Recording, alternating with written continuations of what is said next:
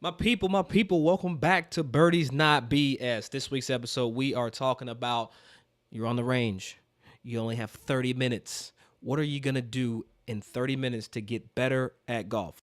Golf is not that hard. Well, it doesn't have to be. That's why we cut through all the highbrow golf BS to give you what you really need to know to enjoy the golfing experience. I'm Doug Smith. And I'm Cheyenne Woods. And together we have over 50 years experience playing the game of golf at every level. Every week we'll break down a new topic in 10 minutes or less, answering some of the most popular questions in golf today. You're welcome. Luckily, you know I have Cheyenne Woods next to me, so we're going to talk to her a little bit about what she does when she only has 30 minutes first, and then we'll come in with some recommendations we have for you. So, Cheyenne, you're running late. Yes. You only have 30. I'm always late for something. You only have 30 minutes to practice. What are you going to do with your time? Every practice I go into, I try to assess how can I get better with my game personally. A lot of times, it's my short game. So if I had 30 minutes or less, I'm going to make sure I have at least 15 minutes on the putting green, 15 minutes on the green. On the chipping green. I go in with a specific goal of what I want to work on. So I think for the everyday golfer, the everyday golf fanatic who wants to get better, come in with a plan. Come in with some sort of strategy of what you can get out of those 30 minutes. And put it to work. But that's so boring. Is it? I mean, standing around. Yeah. Honestly, chipping and putting is the most boring thing. I love it. I guess I'm a golf nerd. You are. Oh. So here's the thing. This boring time, well, since you don't find it boring, I don't even know how I'm going to ask you this question because I was going to say, how do you make it more exciting, but you enjoy it? So I'm just all confused. But what I've found in my own personal experience is I try to compete against myself. If I'm able to chip 1 to 3 feet, can I chip 1 to closer than that, or can I make it? You know, I have certain games that I'll play where I can't move on from the club or the shot until I've actually hold the shot I'm playing. Do you do anything like that during your time? 100%. Or if you have 30 minutes, again, that might take long for everybody to try to make a shot on that set. But again, talk about how we can make this 30 minutes go quicker as we're on the chipping green. Yeah, so if you're on the chipping green, one thing that I do is I'll hit from one specific spot. I can't move on, like you said, until I hole it.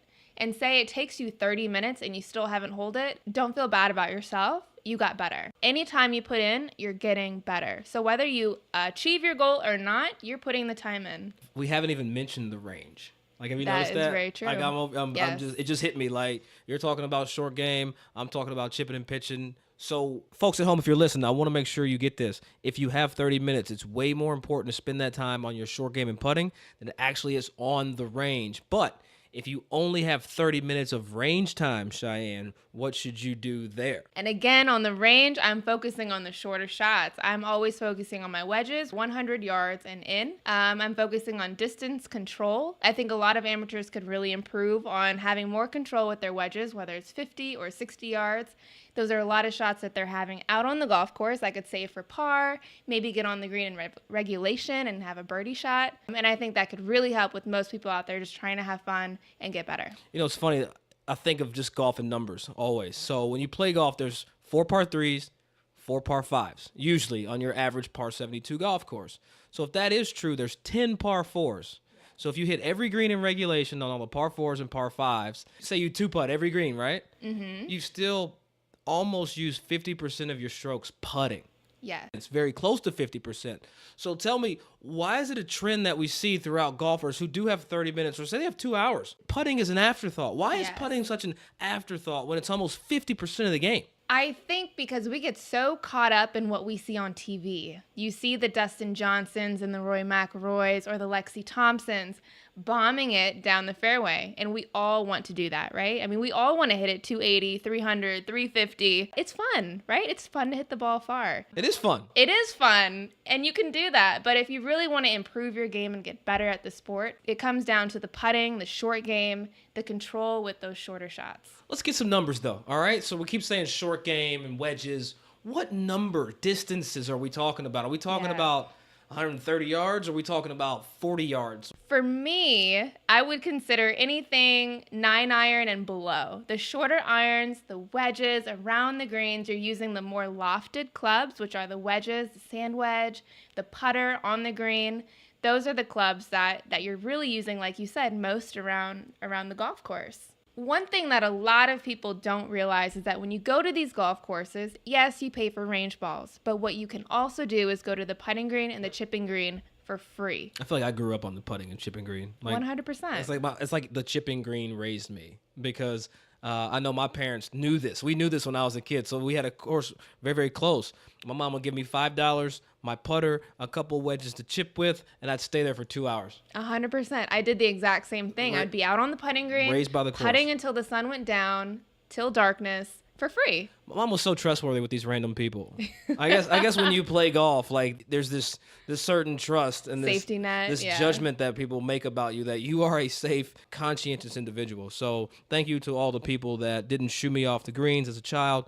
But I think that's a really good point, though. At a public facility, there is no charge to go chip and putt. You can be the best chipper and putter in America for free. I think this is a great point to make, because a lot of people, when getting into the game of golf, assume that everything associated with it is so expensive. So expensive, I can't go. Exactly. And this is the one way that you can actually get Yes. Get better for free. For free. Take advantage of it. Be out there for your 30 minutes, hour, 30 minutes, whatever it takes.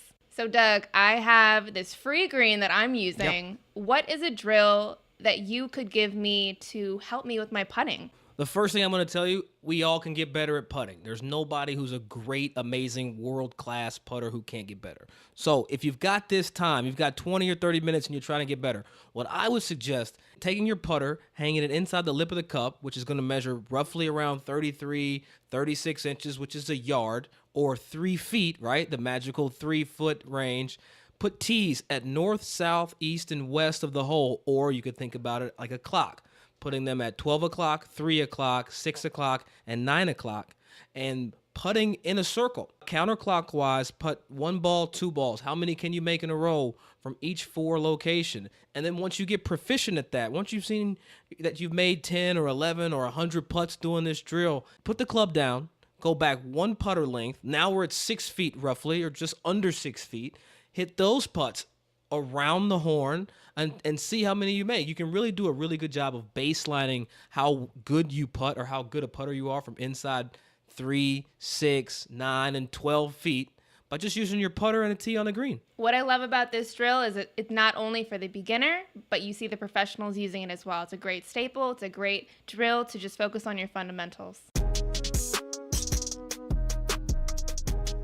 And as you know, we always get to the second half of our show, which is where we take it from Golf 101 and turn it up a little bit to Golf like 205 or somewhere in there. This week's topic? We are talking about pre-round routine. Pre-round routine. Which now, a lot of people, they love going straight from the car to the tee, but that is not That's not where it's at? That's not where it's at? That is not where it's at. That's how you get hurt. Okay. All right, well, let's hear from you then. I mean, pre-round routine, if you want to be efficient, you need to stretch. Your body is twisting and turning very unnaturally when you're out on the golf course. Whether it's just a 5-minute stretch, some yoga, some jog around somewhere. You want me to do yoga before I play golf? Maybe with my not boys? you, but the listeners for sure. Okay, so all right, I'm going to just do that for life as a whole. There you Try that go. out. It'll make you better. I promise. Okay, great. Yoga makes me better at golf. Stretch the body out, get it loosened up. For me, I personally take at least an hour to fully warm up for a competitive round. Everybody's different. I make sure to focus on the range, chipping, putting, some bunker shots, anything to emulate what I might come across in an actual round. Well, see, I heard one time people play the round in their head before they go out to the golf course. Is this something that you've tried or do or have heard? How does that sink into what you do before a round? Pre-round routine can even go into the night before, the morning of, off the course. Visualization is something that I do, and playing the golf course in my mind before even stepping foot at the facility. What about food? When you are preparing to play, how far in advance are you actually planning? At least a meal. You know, the meal prior to the round, I want to make sure I have substance in my body that can fuel me for the round, brain food, energy, and this is something that people can focus on, help them out, and it will definitely help them on the golf course. So food, hydration, and a plan. 100%. And stretching. Yes. Or yoga. Yes. All right. Recipe for success. Recipe. Right? Well, namaste. Namaste. Yes. And that's all from us this week. Don't forget, hit us up at Birdies Not BS, Twitter, Instagram, Facebook. You can also reach out to us at birdiesnotbs.com. Send us your questions, and you can hear them here on the show.